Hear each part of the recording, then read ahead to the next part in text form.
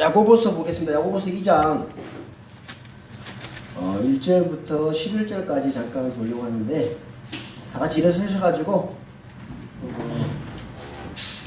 8절 말씀을 다 같이 한번 읽겠습니다. 8절 말씀, 야고보서 2장 8절 말씀 다 같이 읽어보겠습니다. 너희가 성경 기록에 따라 너는 내 이웃을 내 자신과 같이 사랑하라는 왕과의 법을 성취하면 잘하거니와. 기도드리겠습니다. 거룩하고 위대하신 하나님 아버지, 정말 감사합니다. 오늘 야고보서에 있는 말씀을 통해서 저희들을 가르쳐 주시고 또 주의 말씀을 또 통해서 저희들이 어떻게 삶을 살아야 되고 어떻게 해야 될지에 대해서 또 알고 그대로 행하는 모든 성도들 되게 해주시옵소서. 주앞에 감사를 드립니다. 예수님의 이름으로 감사하며 기도드렸습니다. 아멘. 예. 야고보서 2장은 성경에서 믿음의 행위를 가장 강조하는 장입니다. 뭐라고요? 믿음의 행위. 믿음과 행위가 아니라 믿음의 행위입니다.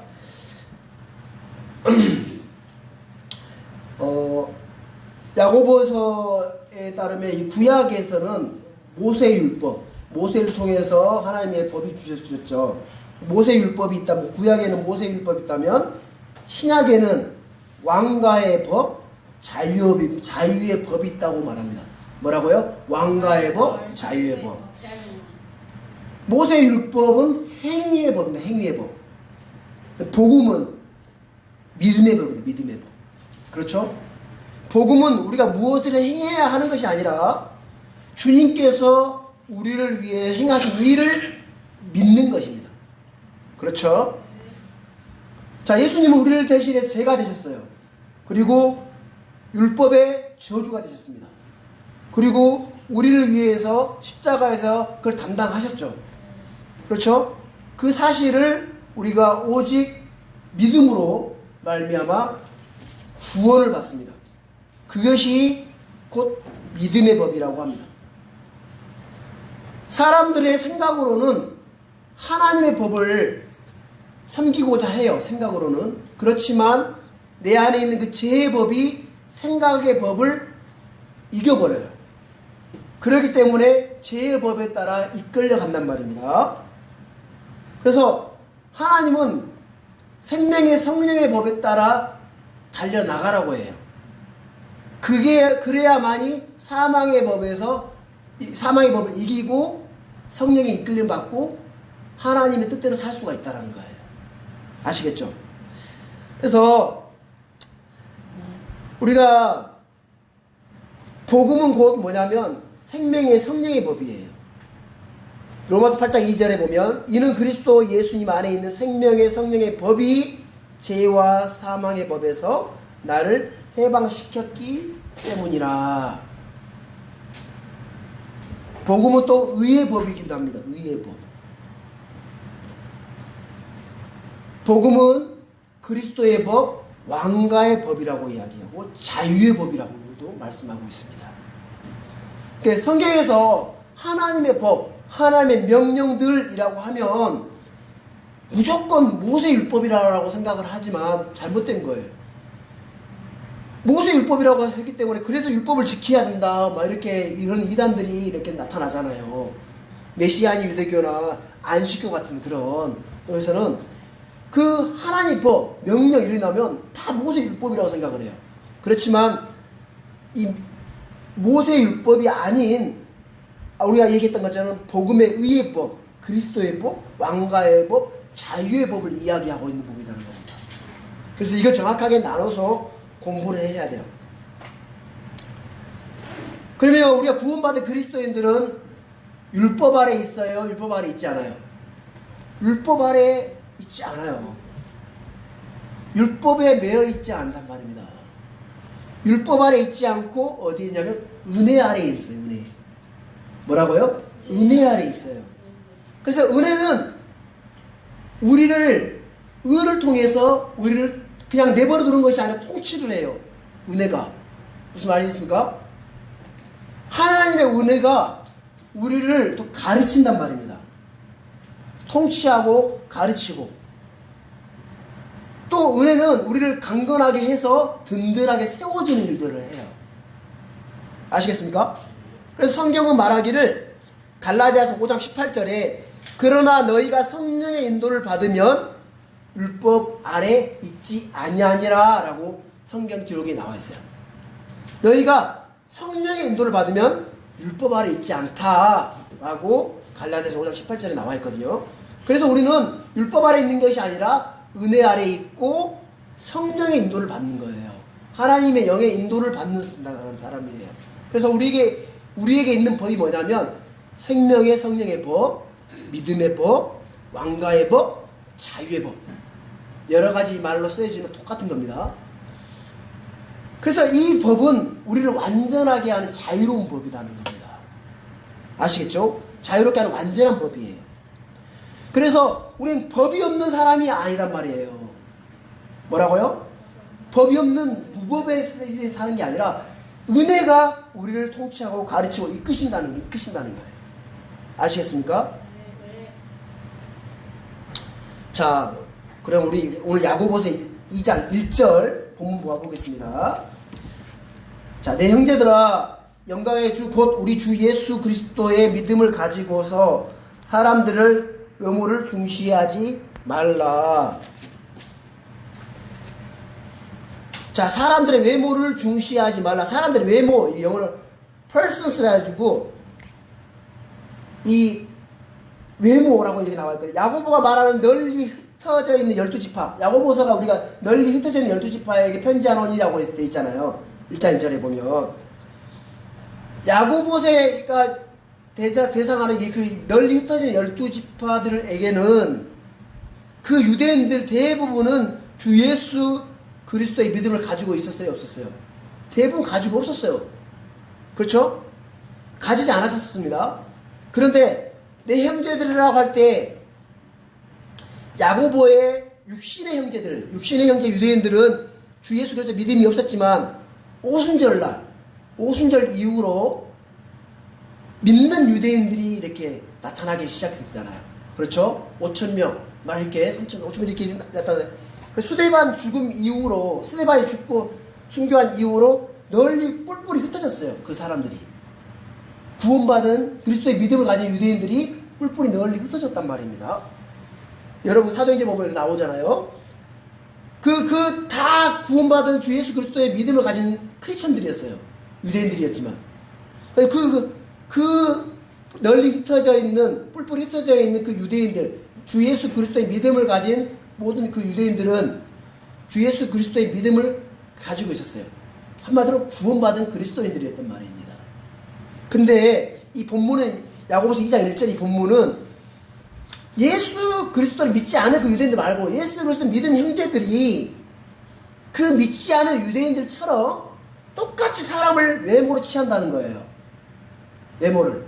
근데 외모를 취하지 말라라는 거예요. 자, 여러분 구약의 유대인들의 복받은 증거가 뭐였을까요?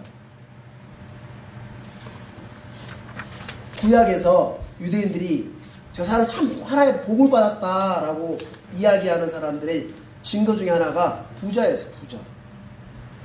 부자고 재산도 많고 그렇죠? 모든 그 건강하고 그게 누가 봐도 겉으로 드러나 보이는 게 저 사람 정말 하나님의 복을 받은 사람이다라고 그렇게 기준을 삼았단 말입니다. 왜? 율법에는 그렇게 나와 있기 때문에. 하나님의 명령, 율법을 잘 준행하고 잘 지킨 사람들은 하나님 복을 주신다고 했단 말이에요. 그래서 늘 기준이 뭐였어요? 외모였어요, 외모. 그렇죠? 그렇다고 해서 주 예수 그리스도를 믿는 믿음을 오순절날 이후에 가졌어요. 그 생각이 바뀌냐고. 잘 안 바뀌지. 그죠? 그래서 야고보는 그 형제들에게 외모를 중시하지 말라는 거예요. 외모를 중시하지 말라. 여기서 외모라는 거냐면 겉에 드러나 있는 그러나 보이는 보이는 그 모습이 아니라 인물, 학력, 재능, 모든 그 소유, 가문, 권력 다 이야기하고 있는 거예요. 그래서 그 사람의 인격까지. 그래서 그 모든 하는데 하나님은 사람을 보실 때에 훤칠한 키나 용모나 잘생긴 그런 용모를 보지 않습니다. 하나님 뭘 봐요? 속 중심을 본단 말이에요. 그랬어요? 그렇죠?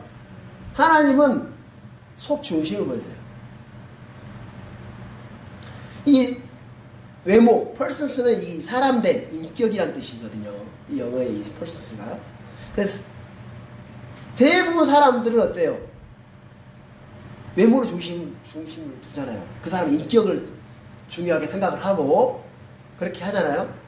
근데 하나님은 성경에는 사람의 외모를 그렇게 하나님께서 중요하게 생각하지 않아요. 외모를 중요하게 생각했다면 뭐 창녀들이나 그죠? 세리들이나 그 사람들 구원을 받을 수 있겠어요? 저희들은 구원을 받을 수 있겠습니까? 없어요. 성경에 따르면 아주 종교심이 많은 그 니고데모보다 오히려 그 5 남편을 둔 사마리아 여인 그걸 더 중요하게 생각을 해요. 그렇죠? 7마귀 들린 막달라 여인 마리아 그 여인들이 어떤 신학교 그 바리새인들 그런 율법사들보다도 더 중요하게 생각해요. 더 하나님께 더 인정받아요. 예수님께. 그렇죠? 더 많은 복을 받았어요. 그래서 성경은 항상 사람을 외모로 취하지 않으신다는 거예요. 사람을 외모로 취하지 않는다. 하나님은 사람의 중심을 속 중심을 보시고 속을 살펴시는 분이시기 때문에 외모로 취하지 않으십니다. 그렇지만 사람은 외모를 취해요. 자, 구약 성경에 보면 사무엘, 여러분 사무엘 선지자 압니까? 사무엘 선지자가 하나님께서 사울을 버렸어요. 사울을 버리고 그 이새의 그 집안에서 하나님께서 기름 부음 받을 자 이새 집안에 있다 가지고 그 이새 집에 가가지고 이새의 아들들 중을 다 보는 거예요. 그 뛰어났던 그 사무엘도 그 이새의 첫아들 누구예요? 엘리압이 너무 뛰어나 보이는 거예요. 너무 외모가 너무 출중한 거야. 그래서 이렇게 이야기해요. 그들이 오매 그가 엘리압을 보고 이르기를 주의 기름 부음 받은 자가 참으로 그분 앞에 있도다. 이 사람이 정말 왕이 될 상이구나 라고 이렇게 보인 거예요. 사무엘이 볼 때에 정말 기름 부은 왕이 될 사람이다. 딱 눌러봐 너무 원칠해 보이고 다윗도 정말 외모가 뛰어났는데도 이 엘리압은 더 뛰어났겠죠. 그 형제들이 다 뛰어났나 봐요. 그러면서 이제 사무엘 그렇게 그를 보고 딱 그렇게 이야기해요. 하나님께서 뭐라 하냐. 하나님께서 주께서 사무엘에게 이르시되 그의 용모나 키의 크기를 보지 말라. 내가 이미 그를 버렸노라. 주는 사람이 보는 것처럼 보지 아니하나니 사람은 겉모습을 보나 주는 마음을 보느니라 라고 이렇게 말씀하고 있단 말이에요. 자, 그래서 야고보서 2장 1절에 문제 핵심은 믿음을 지닌 예수 그리스도를 믿는 그 믿음을 지닌 형제들이 하는 행동이에요. 믿음을 지녔으면 믿음대로 살아야 돼요. 그렇죠? 그래서 믿음을 지닌 자로서 첫 번째 권고사항이 뭐냐면 뭐라고요? 사람을 외모로 취하지 말라. 아시겠습니까? 우리 또한 마찬가지죠. 사람을 외모로 취하면 돼요? 안 돼요? 안 되는 거예요. 그래서 야고보 사도가 믿음의 형제들 사이에 이런 현상이 있는 것을 강력하게 경고하고 있는 거예요. 사람들은 좀 더 좋은 거, 좀 더 좋은 사람, 좀 뛰어난 사람, 나보다 좀 더 나은 사람과 사귀고 싶어야 안 그래요? 사귀고 싶어 하죠. 나보다 좀 못나고, 나보다 좀 이렇게 띠떨이 그 사람들을 더 좋아해요? 안 그렇잖아요. 자연스럽게 외모를 중시하게 돼요. 그렇지만 우리가 그리스도의 믿음을 가진 형제들로서 그러지 말라라고 경고하고 있는 겁니다. 그렇죠? 우리가 그 사람 있는 그대로를 봐주면 되는데 우리가 과거를 또 보게 돼요. 그렇죠? 어떤 사람 잘 알고 있으면 그 사람 과거를 이렇게 이제 알고 있다 보면 지금 현재의 그 사람의 모습을 중요한 게 아니라 과거에 저 사람 저랬는데 이렇게 돼요. 그러면 결국 뭐가 돼요? 외모를 취하는 거야. 죄를 짓게 되는 거예요. 그러지 말라라는 거예요. 아시겠습니까? 자, 2절부터 4절까지 한번 읽어보겠습니다. 만일 너희 집회에 금반지를 끼고 아름다운 옷을 입은 사람이 오고 또 허름한 옷을 입은 가난한 사람이 들어올 때에 너희가 화려한 옷을 입은 자에게 관심을 기울이며 그에게 이르되 여기 좋은 자리에 앉으소서 하고 또 그 가난한 자에게 이르되 거기 서 있든지 여기 내 발받침에 밑에 앉으라 하면 너희가 너희끼리 차별하며 악한 생각으로 판단하는 자가 되지 아니하느냐. 사람들 대부분 외모로 판단하고 평가합니다. 뭐 세상도 그렇고 교회도 마찬가지인 것 같습니다. 집회에 금반지를 입고 아름다운 옷을 입은 사람이 오는 것과 허름한 옷을 입고 오는 사람에 누가 더 관심을 받겠습니까? 그래도 정말 아름다운 옷을 입고 관심을 갖지 않겠냐는 거예요. 누구나 더 친절하게 대해줘요. 그러지 말라는 거예요. 부자에게 보이는, 부자처럼 보이는 사람은 여기 앉으시고 좋은 자리에 앉으라고 막 하고, 가난하게 보이는 사람은 저기 기특히 앉아있게 말든가 알아서 하세요. 이렇게 하면 되겠습니까? 안 되겠습니까? 안 돼요. 그렇죠? 세상도 차별이 참 많죠. 그래서 차별 많습니다. 자, 4절에 보면 너희끼리 차별하라. 악한 생각으로 판단하는 자가 되지 아니하느냐. 자, 외모로 판단하게 되면 편파적이 돼요. 편파적이 돼요. 올바른 판단을 못하게 된다는 겁니다. 아시겠습니까? 올바른 판단을 할 수가 없게 됩니다.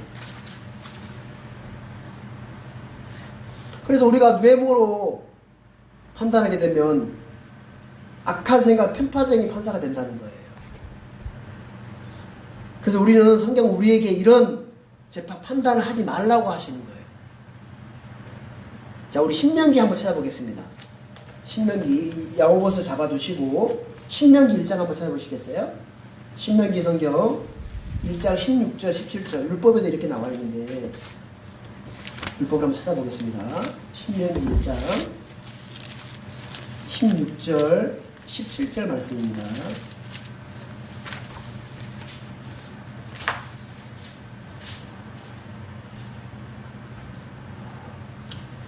다 같이 한번 읽어보겠습니다. 내가 그때에 너희의 재판관들에게 명하여 이르기를 너희 형제들 사이에서 사정을 듣고 각 사람과 그의 형제 사이에 의롭게 재판하며 그와 함께하는 타국에 두고 그리할지니라. 재판은 하나님께 속한 것인즉 너희는 재판에서 사람들의 외모를 중시하지 말고 큰 자뿐 아니라 작은 자의 말도 들으며 사람의 얼굴을 두려워하지 말고 너희가 판단하기에 너무 어려운 사정은 내게로 가져오라. 내가 그것을 드리라 하였고. 자, 너희가 재판에 사람들의 외모를 중시하지 말라는 거예요. 큰 자뿐만 아니라 작은 자의 말도 들으라는 거예요. 자, 야고보의 사도의 말과 반대로 약한 자나 가난한 자에게 은근히 호의를 베푸는 경우도 많이 있어요, 없어요? 많이 있죠. 그것도 잘못됐다는 거예요. 그것 또한 비성경적인 거예요. 역차별이라고 하죠. 역차별이라고 하죠. 자, 우리 구약성에 찾았으니까 앞으로 넘기셔가지고 레위기도 한번 봐보세요. 레위기 19장 15절도 봐보세요. 레위기 성경 19장 15절 말씀도 한번 가보겠습니다.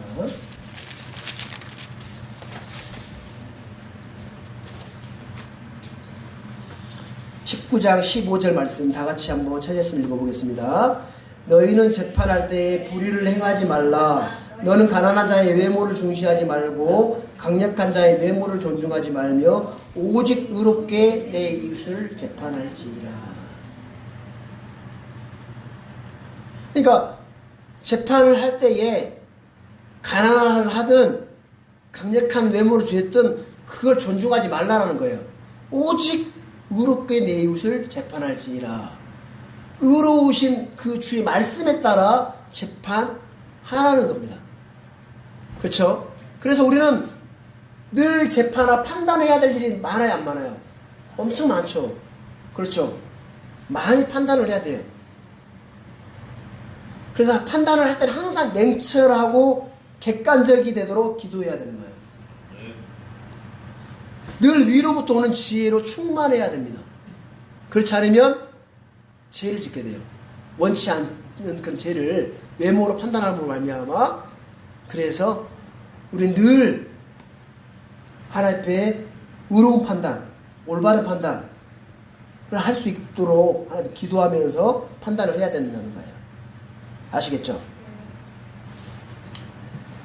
자, 우리 다시 야고보서 넘어오셔가지고 외모로 판단하는 게 얼마나 잘못됐고 악한 것인지에 대해서 우리 한번 보겠습니다. 우리 5절 봐보겠습니다. 5절 다 같이 읽어보겠습니다. 내 사랑하는 형제들아 귀를 기울이라. 하나님께서 이 세상에 가난한 자들을 택하사 믿음에 부유하게 하시고 또 자신을 사랑하는 자들에게 약속하신 왕국의 상속자들로 삼지 아니하셨느냐. 자, 1절에서 내 형제들아 라고 했는데 5절에서 뭐가 더 붙어졌어요? 내 사랑하는 형제들아 라고 이제 뭔가 사랑이 더 붙여졌죠. 뭔가 막 억압적이고 거의적인 명령이 아니라 간절한 소원이고 뭔가 간곡하고 뭔가 좀 사랑스럽게, 그렇죠?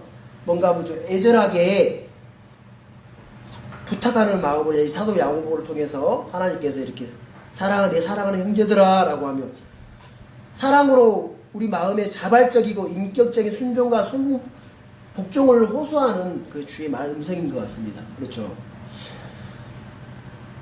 내 사랑하는 형제들아 들어보라 하시면서 믿음과 사랑의 기초를 둔 인격적인 승복과 자원하는 마음을 요구하고 계시는 거예요.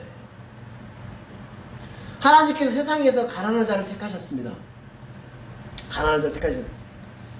가난한 자를 택하셨다고 해서 부자들을 택하지 않으셨단 말이 아닙니다. 하나님의 선택의 기준은 가난이라 부가 아니라 주님의 선택의 기준은 뭐냐면 예수 그리스도를 주요 그리스도를 믿느냐 안 믿느냐 이런 기준이에요. 그렇죠? 그건 변함이 없습니다. 사람의 가난이나 부와 상관이 없어요. 그렇죠? 가난했다고 해서 하나님께서 멸시하거나 무시하지 않았습니다. 그렇다고 부유했다고 해서 존중해 주거나 그렇지도 않습니다. 성경은 말하기를 우리 사무엘기상 2장 7절 8절 가고 있습니다. 사무엘기상 2장 7절 8절. 사무엘기상 2장 7절 8절에 있는 말씀을 다 같이 한번 읽어보겠습니다. 주께서는 가난하게도 하시고 부하게도 하시며 낮추기도 하시고 높이기도 하시는도다. 그분께서 가난한 자들을 먼지에서 일으키시며 거지를 거름더미에서 들어 올리사 통치자들 가운데 앉게 하시고 또 그들이 영광의 왕자를 상속받게 하시나니 이는 땅의 기둥들이 주의 것이요 또 그분께서 그것들 위에 세상을 세우셨기 때문이라. 가난한 자를 가난을 부끄러워할 필요가 없습니다. 또 급히 부자가 되려고 애쓸 필요도 없는 이유가 우리에게 주님이 가난한가 부하는 아무 상관이 없어요. 가난하게도 하시고 부하게도 하시는 거예요. 낮추기도 하시고 높이기도 하시는 거예요. 근데 우리가 가난이 불편하고 힘든 이유가 뭐냐면 솔직히 우리가 마음속에 있는 여러 가지 내 정욕들을 채우지 못한 걸로 인한 괴로움일 수 있습니다. 가난한 것 자체가. 나 뭔가 막 다 하고 싶은데 하지 못한 걸로 인해서 오히려 그게 힘들고 어려운 거예요. 그래서 문제가 될 수 있는 거예요. 그렇죠? 하나님께서 나를 부하게 만드는 것은 한순간이에요. 하나님께 나를 부하게 만들 수 있는 한순간. 한순간이면 가능해요. 그렇지만 우리가 하나님께서 나를 부자가 되는 한순간이니까 내가 부자가 됐다 칩시다. 부자가 되어서 내가 그 부로 말미암아 하나님을 믿는 예수 그리스도를 믿는 그 믿음에서 떨어져 버린다면 그게 무슨 소용이 있겠냐는 거예요. 그렇죠? 그 부로 인해서 내가 하나님과 멀어진다면 그 부가 좋은 거예요, 안 좋은 거예요? 안 좋은 거예요. 그렇죠? 그렇다고 가난이 좋다 그건 아닌 겁니다. 그러니까 가난하고 부하고 이런 거는 문제가 안 되는 거예요. 하나님 앞에서는. 진짜 내가 부자가 되고 싶다면 부를 구하세요. 내가 정말 하나님 앞에 부하고 싶습니다 라고 했을 때 그 부를 가졌을 때에 정말 그 부로 말미암아 하나님과 더욱더 가까워진다면 그 부는 정말 귀한 겁니다. 그렇죠? 유용하죠. 하나님과 더욱 가깝게 정말 하나님 앞에 더욱더 헌신할 수 있다면 그게 정말 귀한 거 좋은 것이겠죠. 그렇지 못한다면 그거는 하나님 내 영혼에 악한 거예요. 좋지 않다는 거예요. 자, 그래서 잠언서에 보면 악으로 이렇게 이야기하고, 잠언 30장 7절 9절 한번 찾아볼게요. 잠언 30장 7절 9절 말씀.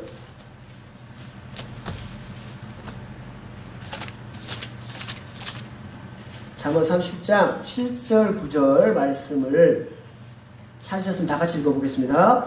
내가 아직 두 가지 일을 주께 요청하였사오니 내가 죽기 전에 그것들을 내게 거절하지 마시옵소서. 헛된 것과 거짓말들을 내게서 멀리 옮기시오며 나를 가난하게도 마옵시고 부하게도 마옵시며 내게 알맞은 양식으로 나를 먹이시옵소서.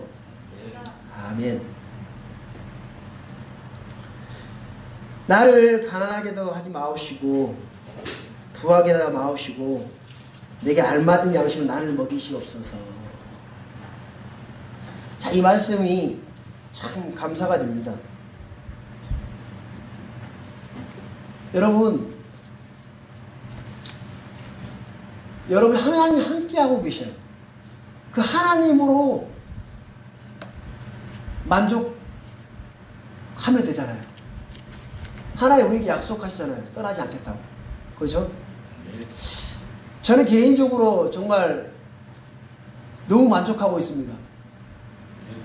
하나님께서 내게 입을 거, 먹을 거 너무 풍족하게 주시고 넘치도록 주시기 때문에 그것 때문에 내가 막 하나님 구하거나 그러진 않습니다. 오히려 그 육신의 정욕에 따라 내가 끌려가는 그것 때문에 너무 괴롭고 힘들어서 하나님 앞에 자백하고 시인하고 하나님께 구하지. 정말 육신의 것들이 채워지는 걸로 인해서 내가 하나님과 멀어진다면 그거는 정말 악한 거예요. 내가 정말 만족할 수 있는 그 마음을 가질 수 있다는 게 그게 정말 중요한 거라고 생각이 되죠. 우리 히브리서 13장 말씀 한번 봐볼게요. 이 말씀은 제 마음판에 깊이 새겨져 있는 말씀 중에 하나인데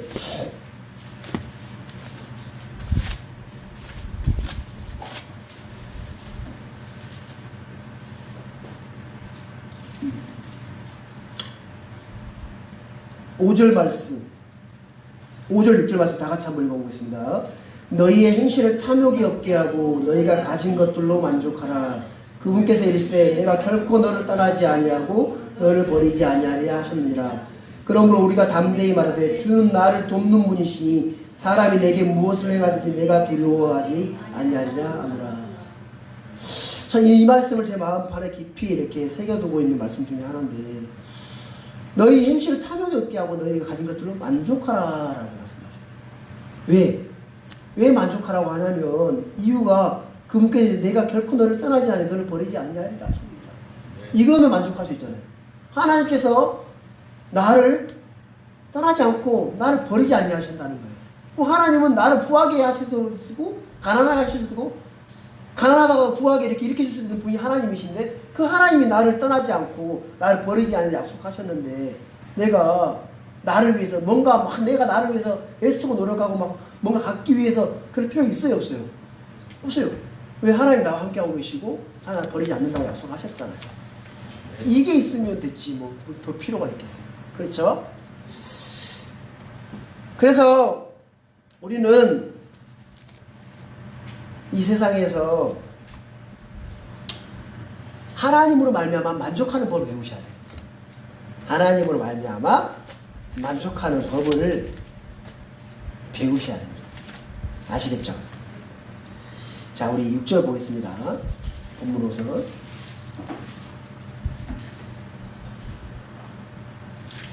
자, 5절 마지막 보면 사랑하는 자들에게 약속하신 왕국의 상속자를 삼지 않았느냐. 자, 우리 왕국의 상속자라고 말씀이 정말 감사하잖아요. 그렇죠? 여러분, 상속자 여러분 아십니까? 우리 상속 이렇게 생각을 하면 여러분들 여러분이 진짜 이 하나님의 상속자 예수 그리스도와 함께 공동 상속자 이 말씀을 여러분 깊이 묵상해 보면 정말 놀라워요. 여러분 우리는 지옥에 갈 수밖에 없었던 지옥에 떨어져도 할 말이 없던 그런 죄인들이었어요. 그런 죄인들 하나님 끄집어 올리셔가지고 예수님을 주로 그리스도로 믿었다는 그 이유 하나만으로, 그 믿음 그거 하나만으로 나를 끌어올리셔가지고 예수님과 동일하게 하나님의 것들을 다 받을 수 있는 상속자로 삼으셨다는 거예요. 하나님의 모든 것들을 내가 상속해 줄 수 있는 그 하나님 상속자, 하나님의 모든 것들을 내 상속받을 수 있는 상속자로 삼으셨다는 거예요. 얼마나 놀라운 일이에요. 개천이 용났다는 말씀 있잖아요. 그런 개천이 용났다. 이 개천이 용난 정도가 아니라 진짜 이거는 상상할 수 없는 일이에요. 천사들이 봤을 때 아이고 하나님 저런 사람들을 하나님 십자가에 그 피 흘리시고 그렇게 저 믿음으로 믿었다고 해서 저런 죄인들을 죄 죽고 사는 저 죄인들을 예수님과 똑같은 그런 상속자로 하나님 아들로 삼으셨다는 게 천사들 봤을 때 얼마나 우습겠어요. 그죠? 근데 하나님 그런 나를 끄집어 올리셔가지고 하나님 모든 것을 다 받을 수 있는 그런 상속자로 나를 삼으셨다는 거예요. 정말 놀랍잖아요. 왕속의 상속자로. 그래서 우리가 지금 내 모습이 어떻게 할지 모르지만 나중에 저는 왕이에요. 왕과 재판관이 될 거란 말입니다. 천년왕국 때 정말 많은 사람들을 다스리는 그런 왕과 제사장으로서 삶을 살 거예요. 그 뭐 지금 이 땅에 좀 못 살아도 어때요? 좀 천하게 살아도 뭐가 문제가 되냐? 왜? 앞으로 내가 왕과 제사장으로 살 건데 왜? 그 앞으로의 삶은 지금의 삶에 비교도 할 수 없을 만큼 영원토록 길 텐데, 그죠? 얼마나 놀랍습니까? 진짜 이걸 준비하고 있는 우리 진짜 왜 웃으세요?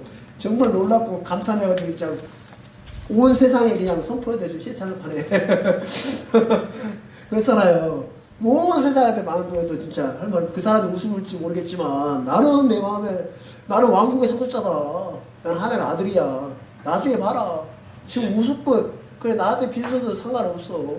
나는 나중에 왕과 제사장으로 삶을 살 거야. 그래서 내가 이 땅에 삶을 사는 동안 좀 천대 받더라도 내가 교회 섬기고 형제자매 섬기고 내가 좀 부족한 가운데도 정말 쪼개서라도 좀 하나님 앞에 드리고 나 이 삶이 난 너무 좋아. 이러고 살 거 아니라는 거예요. 그죠?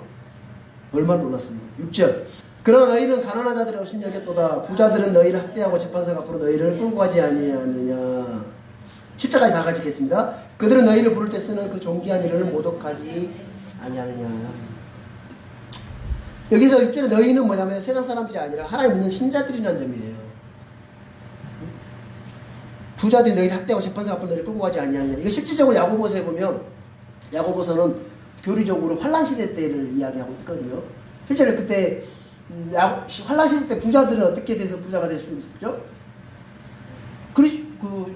적그리스도의 그 표를 받지 않으면 부자가 될 수가 없어요. 근데 그 부자들이 가난한 자들을 끌고 간다는 거예요. 재판석 앞으로. 실제적으로 그때 그 교리적으로. 그렇죠? 자, 우리가 가난한 자들, 우리 이 시대에도 우리가 가난한 자를 업신여기고 학대하고 막 이런 일들을 우리가 일삼다면 그런 일들을 하고 있다면 우리가 너희를 부를 때 쓰는 그 존귀한 이름을 모독하지 아니하느냐. 자, 세상 사람들 우리를 뭐라고 얘기해요? 크리스천. 우리를 부를 때 부르는 이름에 들어가는 이름이 뭐예요? 예수님이 다 들어가요. 크리스천이라고. 예수라는 이름이 들어가요. 우리를 부를 때에. 그렇죠? 우리를 부를 때에 사람들은 저 사람 저 교회 다니는 사람 아니야? 저 예수쟁이 아니야? 그런데 우리가 합당하지 않는 일들을 하게 되면 어떻게 돼요? 내가 욕을 받아요? 예수님이 욕을 받는 거예요? 예수님 욕을 얻어먹는 거예요. 그래서 그런 너희들을 부를 때 쓰는 그 존귀한 이름을 모독하지 아니하느냐. 그러니까 우리가 정말 가난한 없인 여기고 그 외모로 중시하고 외모로 판단하고 그렇게 하면 내가 욕을 먹는 게 아니라 예수님이 욕을 얻어먹는 거예요. 예수님이 욕되게 하는 일들이라는 거예요. 죄를 짓게 되는 거예요. 그렇죠? 그러지 말라는 거예요. 그렇죠? 그래서 우리는 나의 그 행위로 말미암아 예수님이 욕되지 않게 삶을 살아야 된다는 거예요. 예수님 우리 아주 이 세상에서 이 어떤 우주 만물에서 가장 존귀한 이름이 예수님이잖아요. 그렇죠? 시편 111편 9절에 보면 그분께서 자신의 백성에게 구속함을 보내시며 자신의 언약을 영원히 명령하셨으니 그분의 이름은 거룩하고 지존하시도다. 예수 그리스도의 이름은 거룩하고 지존하신 거예요. 지금 거룩하고 지존하신 그 주님의 이름이 우리로 인해서 모독을 받는다면 우리가 받을 형벌은 얼마나 더 크게 해야 된다.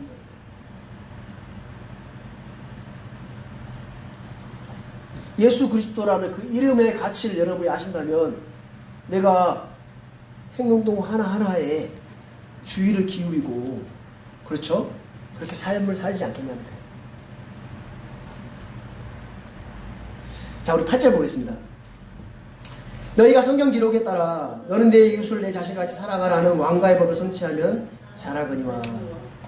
이웃사랑, 형제사랑은 구약의 율법뿐만 아니라 신약의 성도들에게 주어진 왕가의 법입니다. 무슨 법이에요?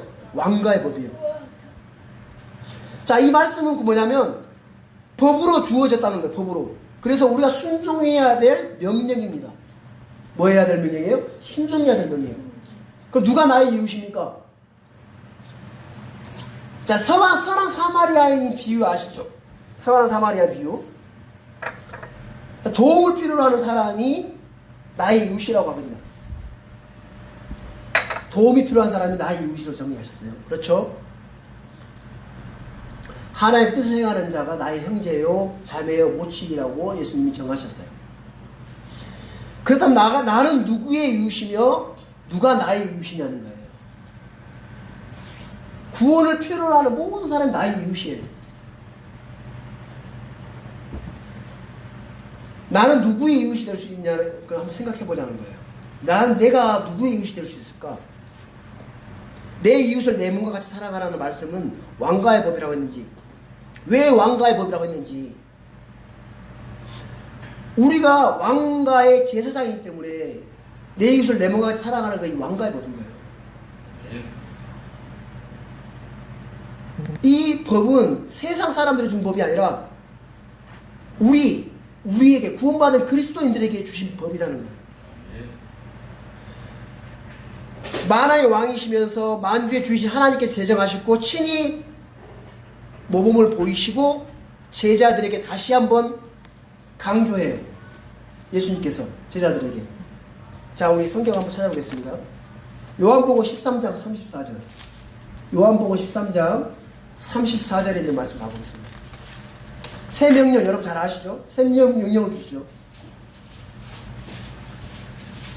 요한복음 13장 34절 35절 두 가지 다 같이 읽어보겠습니다. 내가 새 명령을 너에게 주노니 너희는 서로 사랑하라. 내가 너희를 사랑한 것 같이 너희도 서로 사랑하라. 너희가 서로 사랑하면 이로써 모든 사람이 너희가 내 제자인 줄 알리라 하십니다. 참된 신자라면 하나님께로부터 직접 이 가르침을 받아 실천하고 있어야 되는 거예요.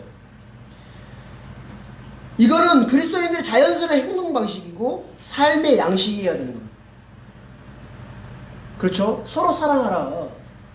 내가 너희를 사랑한 것 같이 내가 너희를 사랑한 것 같이 너희도 서로 사랑하라. 사랑은 뭐예요? 희생이에요. 희생. 내 이웃을 내 몸과 같이 다시 사랑하라. 예수님께서 내가 너희를 사랑한 것 같이 서로 사랑하라. 내가 내 자신을 너희 생명을 너희를 위해 주신 것처럼 너희도 서로 그렇게 사랑하라. 그렇죠? 데살로니가 교회 형제자매들은 이걸 실천했어요. 데살로니가서 4장 9절에 그러한 형제의 사랑에 관하여 내가 너희에게 쓸 필요가 없다라고 했어요. 데살로니가 형제자매들에게. 왜? 서로 사랑을 너희가 자신이 하나님께 가르침을 받았고 그대로 행하고 있다는 거예요. 데살로니가 형제자매들. 바울이 또 다시 쓸 필요가 없을 정도로 데살로니가 형제자매들은 서로 형제자매를 애틋하게 사랑하고 희생하면서 형제자매를 섬기면서 그렇게 삶을 살았다는 거예요. 데살로니가 형제자매들. 그래서 가장 신약교회의 모범이 된 본이 되는 교회가 데살로니가 교회예요. 왕가의 법이라고 한 두 번째 이유가 이 왕가의 법이 뭐냐면 모든 법보다 상위법이에요. 그렇기 때문에 왕가법이라는 거예요. 법에도 우선순위가 있어요. 세상에서 헌법이 제일 위에 있고 처음에 규칙, 조례, 명령, 법률, 헌법 이런 식으로 상위법이 있어요. 그 상위법 우선의 원칙이라고 이야기를 해요. 특별법 우선의 원칙. 그러니까 이 왕가의 법 모든 법 위에 있는 법이에요. 상위법이라는 거예요. 많은 법이 있지만 내 이웃을 내 몸과 같이 사랑하라는 이 법을 지키면 나머지 많은 작은 법들은 지킬 필요 없는 거예요. 이미 다 지켜진 거예요. 그래서 우리 로마서 찾아보겠습니다. 로마서 13장 봐보겠습니다. 로마서 13장 8절부터 10절입니다. 로마서 13장 8절 10절.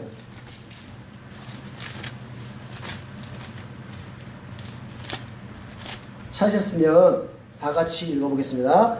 서로 사랑하는 것 외에는 누구에든지 어떤 것도 비치지 말라. 다른 사람을 사랑하는 율법을 성취하였느니라. 너는 가늠하지 말라. 너는 살인하지 말라. 너는 도둑질하지 말라. 너는 거짓 증언하지 말라. 너는 탐내지 말라 한 것과 어떤 다른 명령이 있을지라도 그것은 내는 내 이웃을 내 자신같이 사랑하라 하신 이 말씀 안에 간략하게 들어있느니라. 사랑은 자기 이웃에게 해를 끼치지 아니하니 그러므로 사랑은 율법의 완성이라고 하십니다. 제4위법이에요. 이걸 지키게 되면 모든 걸 다 지키게 됩니다. 자, 왕가의 법이라고 세 번째 이유 중에 하나가 뭐냐면 이 왕가의 법에 순종함으로써 우리는 진정으로 왕이 되기 때문이에요. 사랑은 미움과 증오, 악한 생각과 교만과 이기심 등 모든 악으로부터 우리를 자유롭게 할 수 있다는 거예요.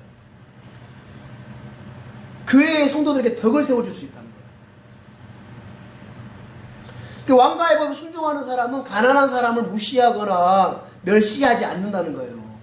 이 왕가의 법에 순종하는 사람은 사람을 외모로 취하지 않는다는 거예요.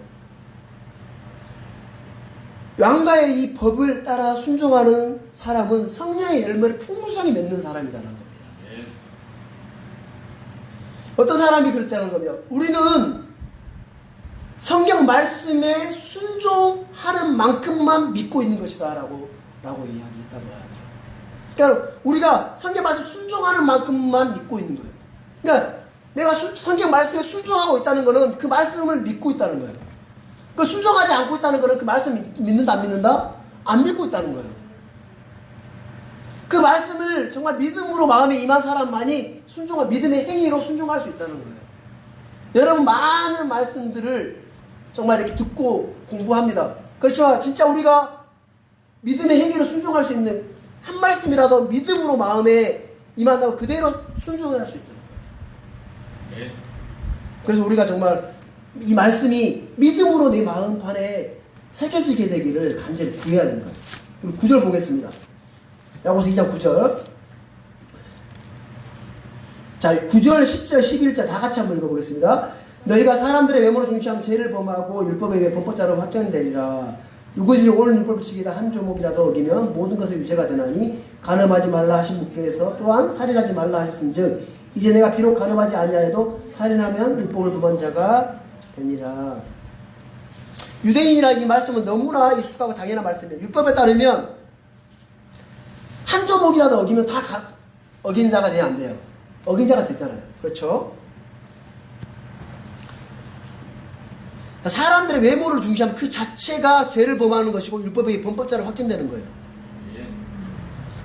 자, 9절과 11절을 비교해보면 사람을 외모로 취하는 것과 간음하는 것과 살인하는 것과 동일한 죄로 보고 있어요? 안 보고 있어요? 동일한 죄로 보고 있는 거예요. 그렇죠? 그래서 사람을 외모로 취하는 게 얼마나 큰 죄인지를 보여주고 있는 거예요. 그래서 우리는 이 왕가의 법을 우리가 성취하고 그렇게 하나님께서 주신 우리의 명령에 순종함으로 말미암아 이 모든 것들을 다 완벽하게 성취할 수 있는 성취자로서 삶을 살 수가 있는 거예요. 그렇죠? 그래서 우리가 정말 이 야고보서 말씀드려서 우리는 어떻게 해야 되는 거예요? 우리가 왕가의 법에 따라 이웃사랑, 형제사랑 실천하면 되는 거예요.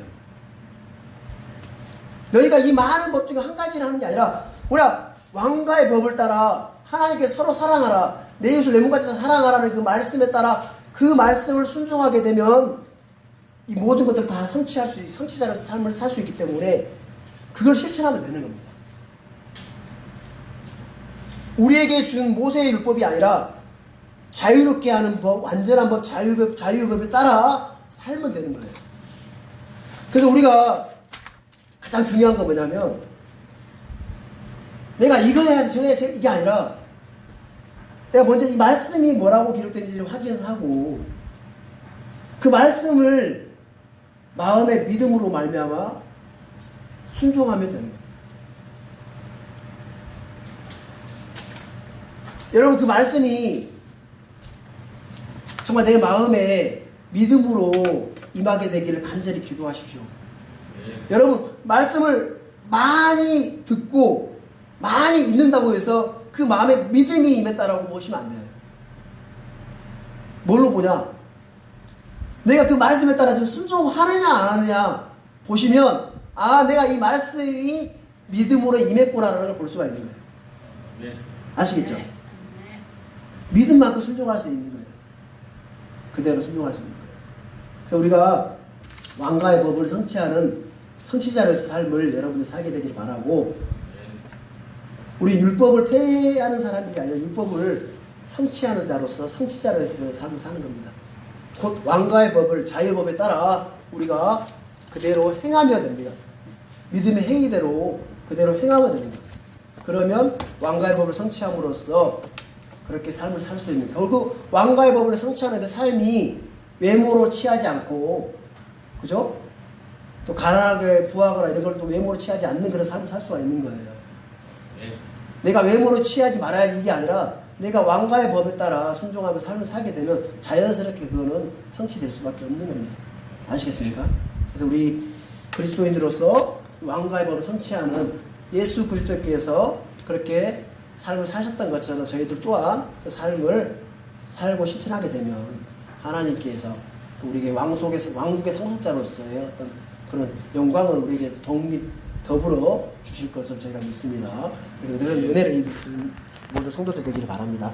마치겠습니다.